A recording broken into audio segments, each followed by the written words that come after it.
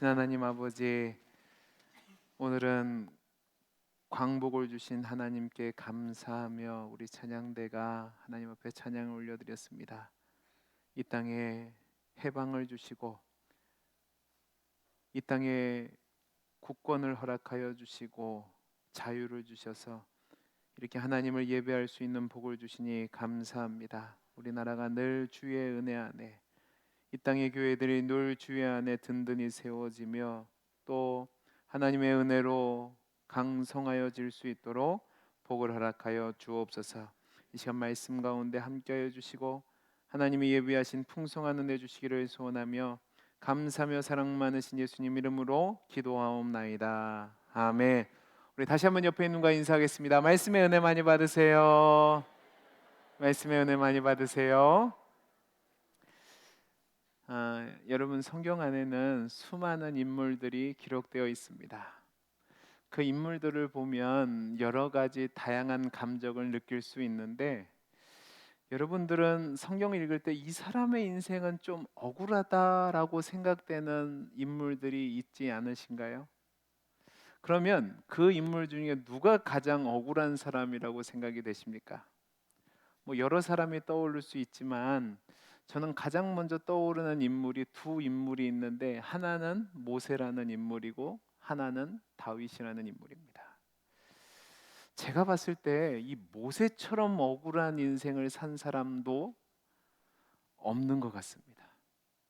왜냐하면 모세는 태어날 때부터 억울합니다. 왜냐하면 태어난 시점이 좋지 않아요. 사람은 누구나 태어나는 시점을 선택할 수 없고 또 부모도 선택할 수 없습니다. 하나님이 태어나라고 하니까 태어나는 거죠. 모세는 원하든 원치 않았더니 아니라 어쩔 수 없이 이스라엘 백성의 가문에서 태어났고 또 그는 태어나자마자 위협을 당했습니다. 부모가 봐도 참 훌륭하고 멋지고 아름다운 아이라서 숨겨 키웠는데 이젠 아이가 커가면서 몰래 키울 수 없으니까 갈대 상자에 넣어서 나일강에 버렸습니다. 그런데 기적과 같이 자신을 죽이려고 명령했던 애굽 왕의 공주에게 건짐을 받아서 모세란 이름을 붙여줬고 왕궁에서 왕자로 자랐습니다. 모든 것을 누릴 수 있었죠. 그런데 친모이자 유모였던 그의 어머니에게서 자신의 민족의 정체성을 들었습니다. 그러다가 하루는 자기 민족이 어려움 당하는 것을 보고 자기의 모든 것을 걸고 이스라엘 사람을 도와줬더니 오히려 이스라엘 사람들이 모세를 배신하고 공경에 빠뜨려서 모든 것을 잃고 미디안 광야로 도망갑니다. 여러분, 모세가 잘못한 것이 없었어요. 그런데 미디안 광야로 도망가서 40년이나 잊혀진 자로 살아갑니다.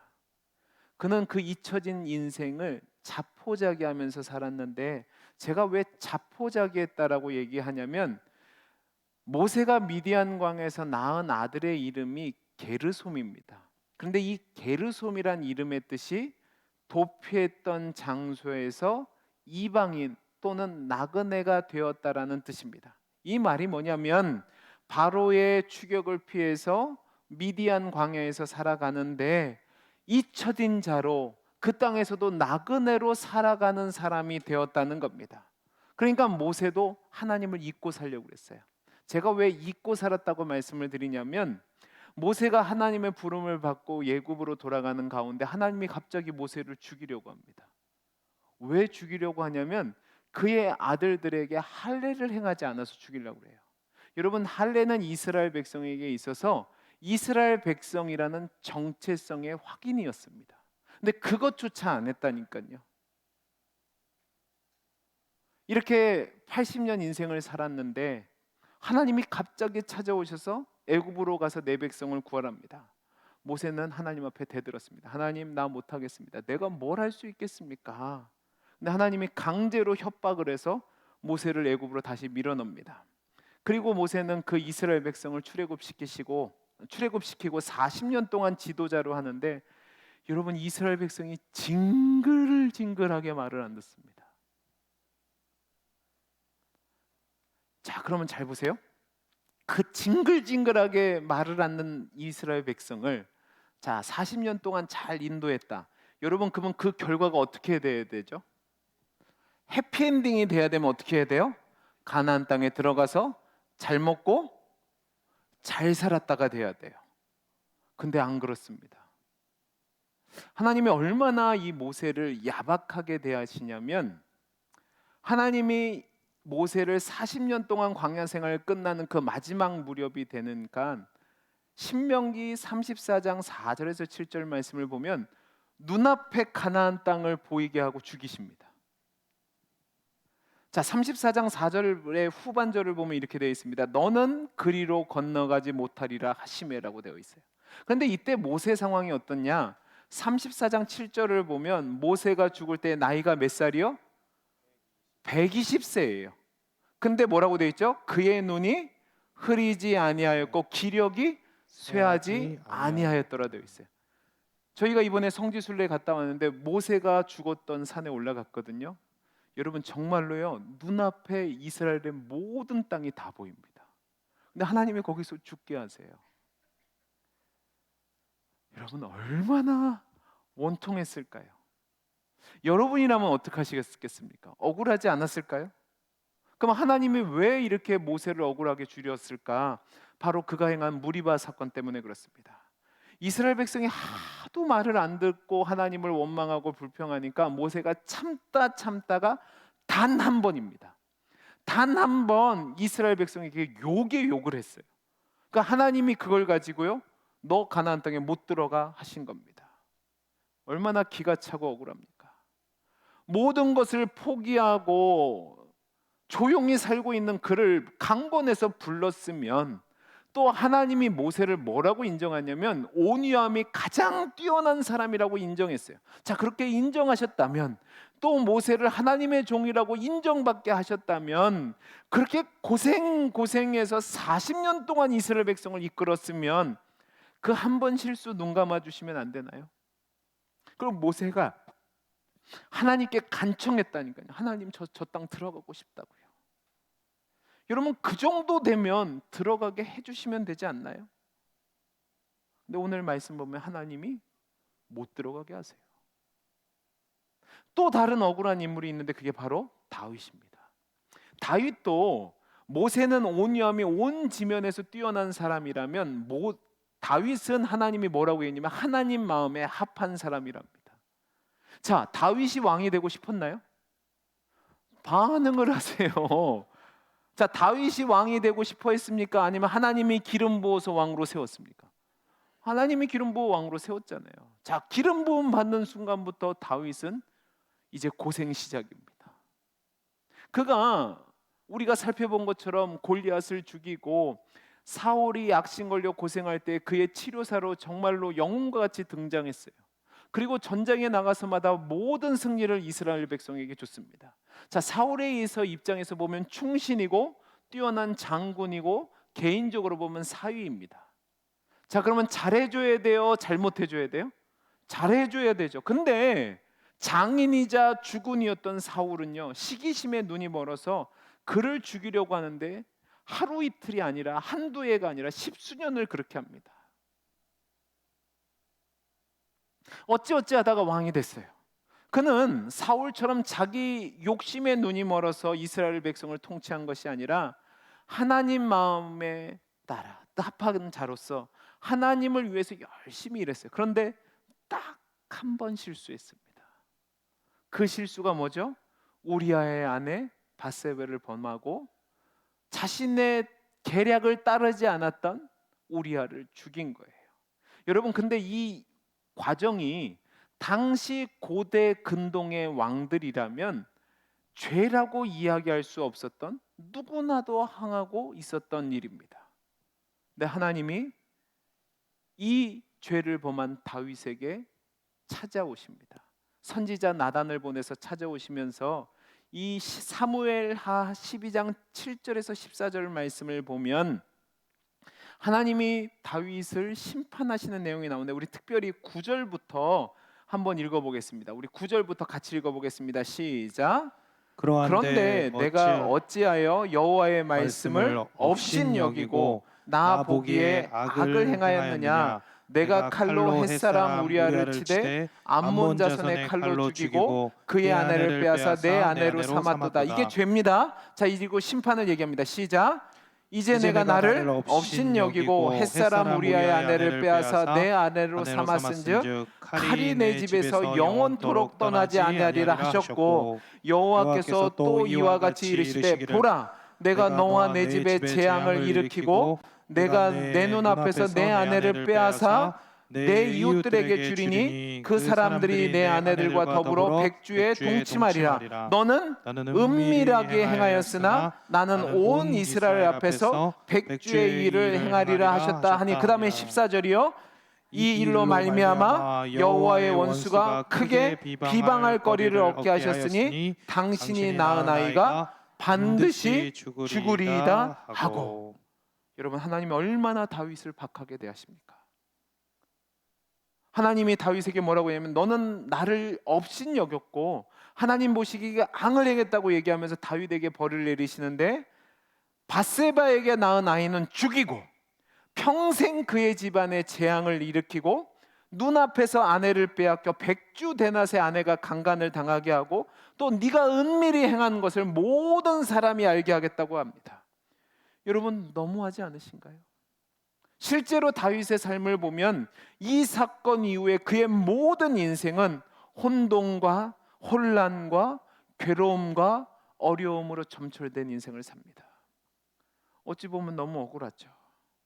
주변을 돌아보면 악한 사람들이 그렇게도 많은데 하나님은 그들은 가만히 놔두고 왜 이렇게 하나님이 인정한 사람, 하나님 마음에 합한 사람, 온유함이 승한 사람, 하나님의 종을 이렇게 억울하게 대하시는 걸까요? 또 누가 있을까? 많이 있지만 저는 오늘 말씀에 나타난, 우리 오늘 본문에 나타난 한 사람도 억울한 사람이라고 생각합니다. 제가 개인적으로 보면 이 사람도 참으로 억울하다는 생각이 듭니다. 그 사람이 누구냐면 게하시입니다. 여러분, 주보 보세요. 주보 제목이 뭐죠? 오늘 설교 제목이요? 억울하십니까? 얼마나 억울하면 제가 억울하십니까 하겠습니까? 자, 근데 잘 보세요. 이 게하시를 보면 오늘 말씀은 우리가 너무나도 잘 알고 있는 말씀이에요. 아람의 군대 장관이었던 나아만이 나병에 걸렸습니다. 고통 중에 있다가 자기 집에 포로로 잡혀온 소녀가 이스라엘은 하나님의 사람이 있는데 그 사람에게 가면 고침받을 수 있다고 얘기하니까 왕에게 가서 조서를 받아서 이스라엘로 옵니다. 근데 이스라엘 왕은 이 조서를 보자마자 옷을 찢습니다. 왜냐하면 말도 안 되는, 어떻게 나병 환자를 고치냐고요. 그래서 이스라엘 왕은 아람이 자신의 나라를 침공할 핑계거리로 삼는 줄로 알았습니다. 그래서 옷을 찢었어요. 근데 이 소식을 들린 엘리사가 왕에게 사람을 보냅니다. 그러면서 나아만을 자기에게 보내라고 해요. 그렇게 하면 저가 이스라엘 중에 선지자가 있는 줄 알게 하겠답니다. 근데 이때 여러분 잘 보세요. 왕에게 사람을 보내어서 그 나아만을 데려오도록 인도한 사람이 있을 텐데 그 사람이 누굴까요? 저는 게하시라고 생각이 됩니다. 게하시는 스승의 말을 듣고 왕에게 가서 전달했고 또 나아만 장군을 인도해서 자신의 스승이 있었던 길갈로 데리고 왔습니다. 이때 이 엘리사가 얼마나 희한하게 행동을 하냐면 집 문 밖에도 나오지 않고 사자를 보내서 나아만에게 요단강 가서 7번 씻으라고 해요. 그러면 이때 보낸 사자가 누구였을까? 저는 그때도 게하시라고 생각이 됩니다. 여러분, 이때 게하시는 죽음을 감내하고 간 거예요. 만약에 나아만이 열받아서 엘리사를 죽이려는 마음으로 게하시를 죽이면 어떡해요? 근데 게하시는 아무 말 하지 않고 그 말을 따른다는 말입니다. 그리고 처음에 나아만은 화를 냈지만 주변의 종들이, 장군이요, 이거 어렵지 않은 일인데 왜 안 하려고 하십니까? 라고 얘기하니까 설득을 당해서 요단강에서 7번 씻었는데 마지막 7번 씻고 나니까 몸이 깨끗해졌어요. 어린아이의 피부와 같이 됐다고 얘기합니다. 그러니까 나아만이 오늘 말씀 15절 16절을 보면 엘리사에게 와서 온 천하의 이스라엘 외에는 하나님이 없습니다. 그러면서 내가 예물을 가져왔는데 이 예물 좀 받아주십시오라고 얘기합니다. 그런데요, 여러분, 엘리사가 희한한 반응을 보입니다. 자, 예물을 받아도 돼요, 안 돼요? 받아도 돼요. 근데 엘리사가 뭐라고 얘기했냐면 하나님의 살아계심을 두고 맹세하는 절대로 예물을 받게 안 한답니다. 그러고 나니까 그러면 나아만은 그래도 놓고 가면 되잖아요. 근데 안 놓고 가요. 대신 뭐라고 얘기하냐면 조금의 살아도 하지 않고 흙을 가져가기를 요청하면서 그 흙을 가지고 고기에 가서 제단을 쌓고 거기서 하나님만을 위한 제사를 드리겠답니다. 그리고 한 가지 요청할 게 있는데, 내가 군대 장관인데 내가 모시는 주인이 림몬 신당에 갈 때 같이 가고 또 왕이 절하니까 자기도 고개를 숙이면 용서해 달라고 얘기합니다. 그러니까 엘리사가 뭐라고 하면 평안히 가라고 얘기해요. 게하시는 이 모습을 도저히 이해를 못 하겠는 겁니다. 주인인 엘리사가 원망스러웠습니다. 누가 그걸 받는다고 뭐라고 하겠어요? 근데 주인이 받지 않고 돌려보내요. 그러니까 게하시가 궁리 끝에 이제 나아만을 따라갑니다. 그리고 나아만에게서 뭐라고 얘기하냐면, 자, 22절 말씀을 보세요. 22절에 이렇게 얘기합니다. 우리 주인께서 나를 보내시며 말씀하시기를 지금 선지자의 제자 중에 두 청년이 에브라임 산지에서부터 내게로 왔으니 청하건대 당신은 그들에게 은 1달란트와 옷 2벌을 주라 하시더이다 라고 얘기합니다. 물론 거짓말이죠. 나아만은 이 얘기를 듣자마자 쌍수를 들고 환영하고 더 많은 것을 주었는데, 오늘 말씀을 보면 은 2달란트로 줬다고 얘기합니다. 2배예요. 여러분 놀라지도 않으시는데, 여러분 1달란트가 당시 이스라엘에서 통용되는 무게로는 약 36kg 정도 됩니다. 35kg에서 36kg 정도 되는데, 그때 근동에, 그러니까 이 이스라엘을 제외한 아람을 비롯한 주변 나라에서는 1달란트를 어느 정도로 사용했냐면 40kg에서 50kg 정도를 사용했다고 합니다. 자, 그러면 나아만 장군이 게하시에게 준 은혜의 양이 얼마 정도 되는 거예요? 산수가 안 되세요? 자, 80에서 100kg 정도 되는 거예요. 그러니까 무거우니까 나아만이 친히 나귀와 사람을 붙여서 가지고 가게 해주는 거예요. 그러니까 들고 만한 무게가 아니었다는 말입니다. 자, 그러면 여기서도 봐도, 자, 그런데 이렇게 많은 양을 줬는데 나아만의 입장에서 보면 이 금액이 작았을까요? 컸을까요? 크다, 작다, 적당하다, 모르겠다. 왜 손 안 드세요? 나만의 입장에서 봤을 때는 아무것도 아닌 거예요. 훨씬 더 많은 것을 줄 준비가 되어 있었던 거예요.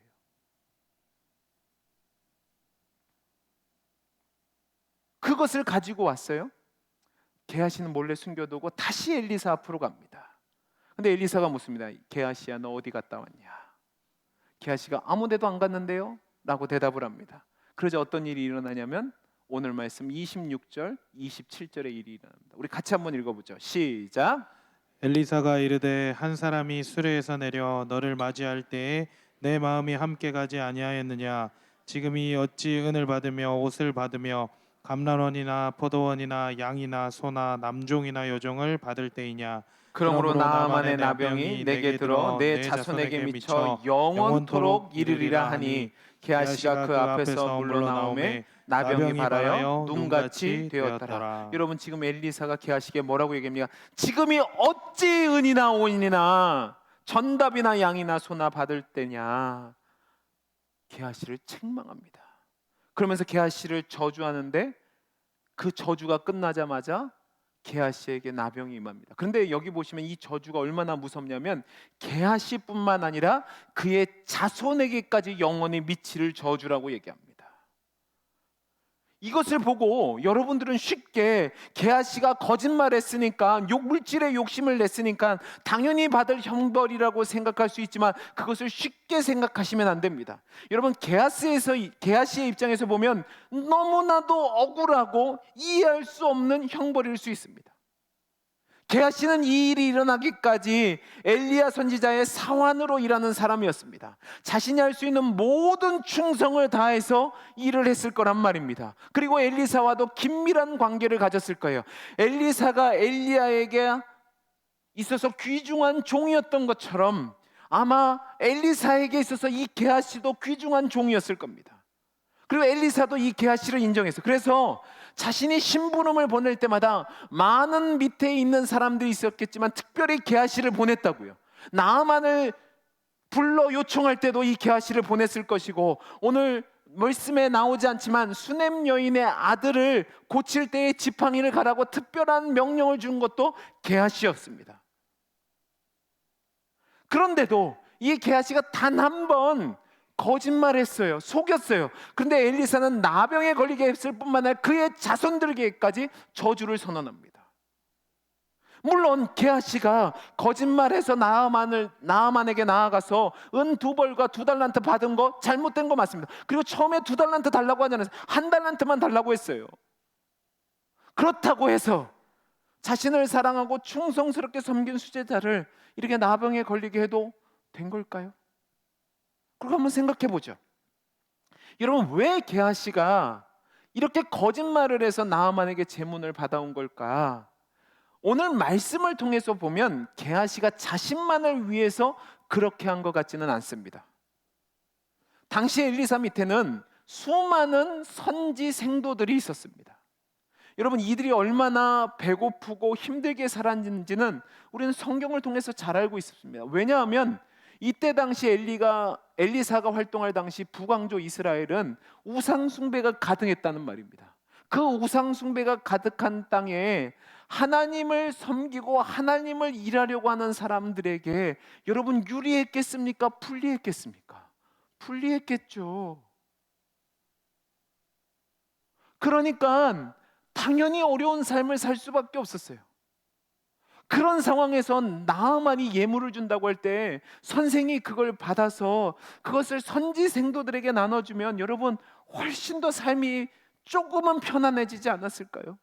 이런 생각을 가지고 아마 이 게하시는 악역을 감당했던 것 같아요.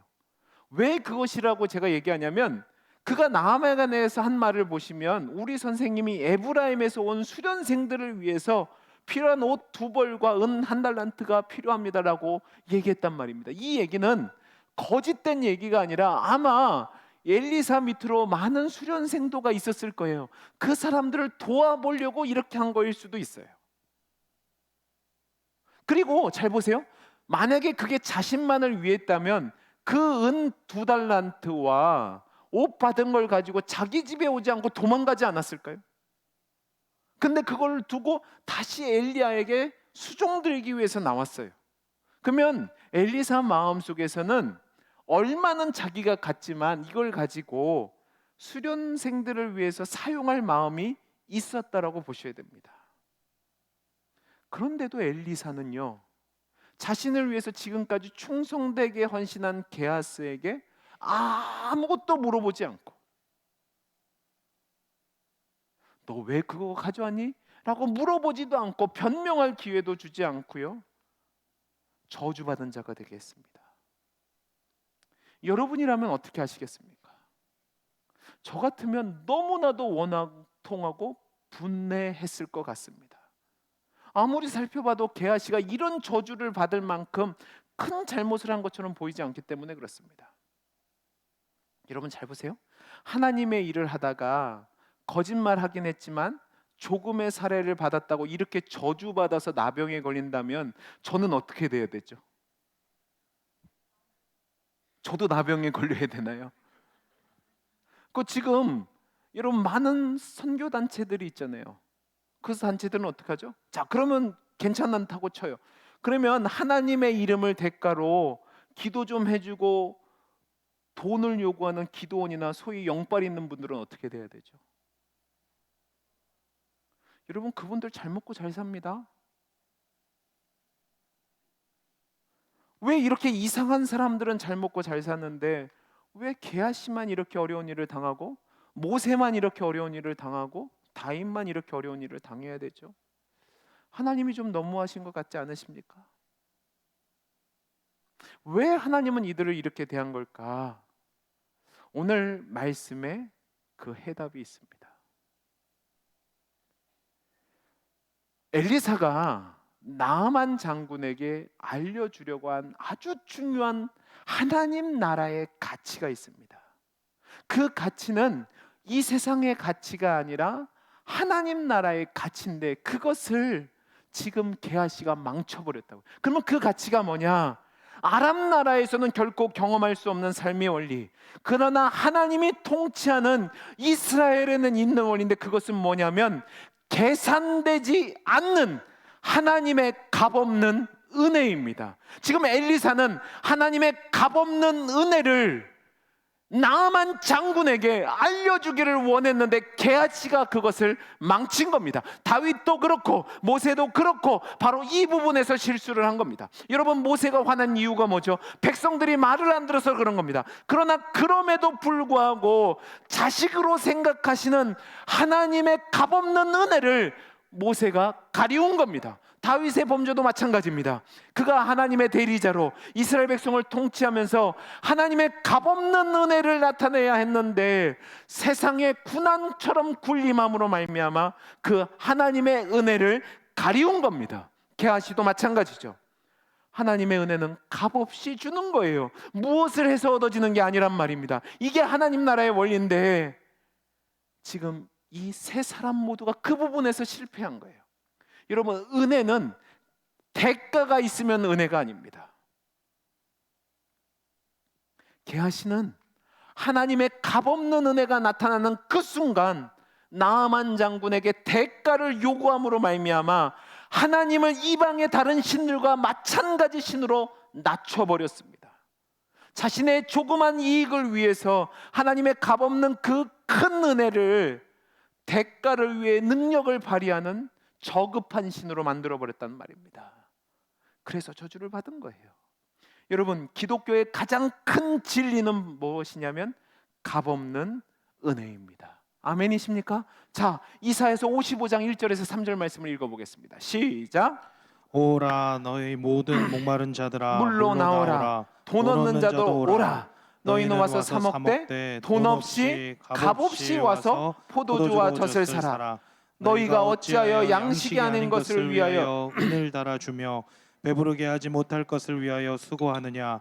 내게 듣고 들을지어다. 그리하면 너희가 좋은 것을 먹을 것이며 너희 자신들이 기름진 것으로 즐거움을 얻으리라. 너희는 귀를 기울이고 내게로 나와 들으라. 그리하면 너희의 영혼이 살리라. 내가 너희를 위하여 영원한 언약을 맺으리니 곧 다윗에게 허락한 뭐예요? 확실한 은혜니라.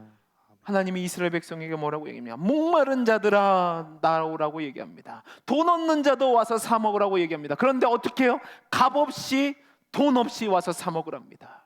이게 은혜라는 말입니다. 하나님 우리에게 값없이 구원의 은총을 주셨다는 사실을 알리고 싶어 하십니다. 이게 바로 복음인 거죠. 복음은 우리가 그리스도의 은혜로 값없이 구원을 얻었다라고 가르치고 있습니다. 물론 하나님이 치르신 대가는 엄청납니다. 자신의 하나밖에 없는 아들을 십자가에 내어놓으실 정도로 큰 희생을 치렀죠. 그러나 그 희생으로 말미암아 예수를 믿는 모든 자들에게 값없이 은혜로 구원을 주셨습니다. 그런데 문제는 그 구원의 은혜를 입은 우리가 하나님의 이 값없는 은혜를 자꾸 훼손시키려고 합니다. 갈라디아서 3장 9절에서 11절 말씀을 보죠. 같이 한번 읽어보겠습니다. 시작.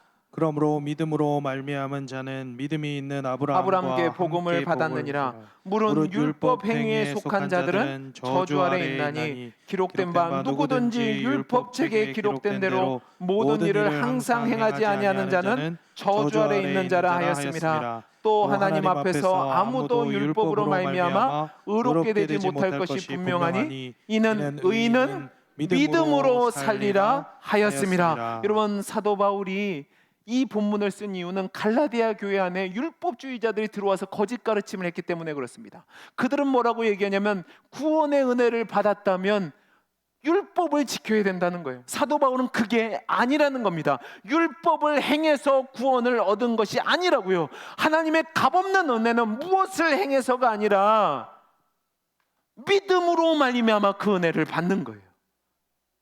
율법을 행해서 구원을 받는다는 것은 하나님이 베푸신 값없는 은혜를 훼손시킨 거예요. 그러니까 바울이 이렇게 목숨 걸고 싸운 거예요. 여러분, 하나님께 돌아갈 이 영광을 돈으로, 세상의 가치로 바꾸는 죄를 얼마나 많이 짓고 있습니까? 중세교회가 면죄부를 팔았습니다. 고행을 장려하고 자선을 베풀게 했습니다. 그러면 용서를 받고 구원을 얻을 것이란 말입니다. 이것이 바로 하나님의 값없는 은혜를 훼손시키는 겁니다. 그러면 우리 교회는 어떻습니까? 우리 교회는 안 그런 것 같으십니까? 분명히 예수를 믿음으로 말미암아 구원을 얻는다고 말합니다. 아멘이십니까? 그런데 왜 교회에서 성도들을 향해서 강단에서 주일에 나와 교회에서 일을 해야 된다, 봉사를 해야 된다, 헌금을 해야 된다, 무엇을 해야 된다, 그렇게 해야지만 구원받는 자다라고 이야기를 합니까? 그렇게 하면 교회는 커질 수 있습니다. 건물은 위용을 갖출 수 있습니다. 수많은 사람들은 모일 수 있습니다. 그러나 하나님의 값없는 은혜를 전달하는 데는 실패할 수 있습니다. 값없이 주신 그 무한하신 은혜를 제대로 전달하지 못한단 말이에요. 여러분, 베드로 사도가 우리의 정체성을 이해하겠는데 뭐라고 얘기하냐면 너희는 왕 같은 제사장이요 하나님의 거룩한 나라라고 얘기합니다. 그러면서 뭐라고 얘기하냐면 전에는 긍휼하심을 입지 못했으나 이제는 긍휼하심을 입은 자로 그 은혜를 증거하는 자라고 얘기합니다. 저와 여러분의 사명은 무엇이냐면 은혜로 하나님의 자녀가 되었으니까 주님의 이름을 높이며 그분이 우리에게 하신 일, 그리고 하시고 계신 일, 그리고 하시기로 계획한 일을 전하고 선포하는 거예요. 그게 우리가 하나님의 종이고 하나님의 향기고 그리스도의 대사고 하나님의 편지로서 사는 삶입니다. 근데 우리는 자꾸 세상 사람들에게 받은 만큼 돌려주려고 얘기합니다. 그게 세상의 방법이라고요. 하나님의 방법은 세상이 갖지 못하는 방법입니다. 바로 값없는 은혜요. 아무도 아멘을 안 하세요. 왠 줄 아세요? 이렇게 하려면 끊임없이 희생해야 되고 나눠줘야 되고 사랑해야 되고 베풀어요. 억울하잖아요. 그러나 저와 여러분이 하나님의 은혜로 값없이 구원을 받은 자라면 그 값없이 주시는 은혜에 하나님의 은혜의 통로가 되어야 될 줄로 믿습니다. 세상에서 영향력을 발휘하고 높은 자리를 차지하고 힘을 갖는 것으로 성도됨을 증명하려고 하지 마십시오. 진정한 교회됨은 큰 교회, 영향력 있는 교회, 무슨 많은 일을 하는 교회가 아니라 주님의 값없이 주시는 은혜를 증거하기 위해서 주님의 자녀로 존재하는 것이 진정한 주님의 몸된 교회의 모습입니다. 저와 여러분의 삶의 모습도 마찬가지입니다. 우리는 자꾸 다른 사람 탓합니다. 교회 탓하고 목사 탓하고 세상 탓하는데 그렇게 하시는 게 아닙니다. 억울하죠. 왜 나만 이렇게 살아야 되냐고, 왜 나만 고난을 당해야 되냐고 억울할 수 있지만 저와 여러분이 값없이 주시는 하나님의 은혜로 구원함을 받았다면, 그리고 그 구원함을 받은 자로 이 세상에 하나님과 세상 사이에 그리스도의 향기로 중보자의 역할을 감당하는 자가 되었다면 여러분의 주변의 이웃들에게, 주변의 사람들에게 조건 없는 사랑, 대가 없는 섬김, 손해를 감수하는 희생의 삶을 살아야 될 줄로 믿습니다. 그렇게 살아감으로 하나님 나라의 값없는 은혜의 가치를 드러내야죠. 여러분, 여러분의 삶을 점검해 보시기 바랍니다. 하나님 왜 나만 이렇게 해야 됩니까? 하고 억울해하지 않으셨습니까?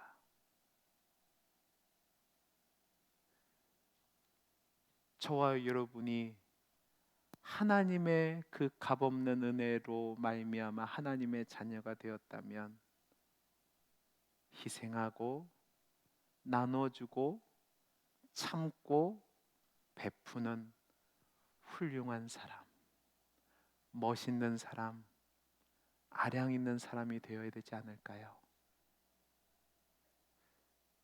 세상 사람이 몰라줄 수 있습니다. 억울할 수 있습니다. 그러나 그렇게 사는 것이 하나님 나라의 가치와 질서와 원리를 드러내는 삶이라면 그것이 내게 복된 삶인 줄 알고 기꺼이 그 삶을 향해 나아가는 귀하고 복된 성도들의 삶이 될 수 있기를 간절히 소원합니다. 기도하겠습니다.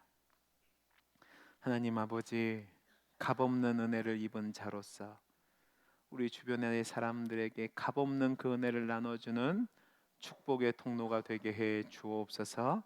은혜 주시기를 소원하며 감사하며 사랑 많으신 예수님 이름으로 기도하옵나이다. 아멘.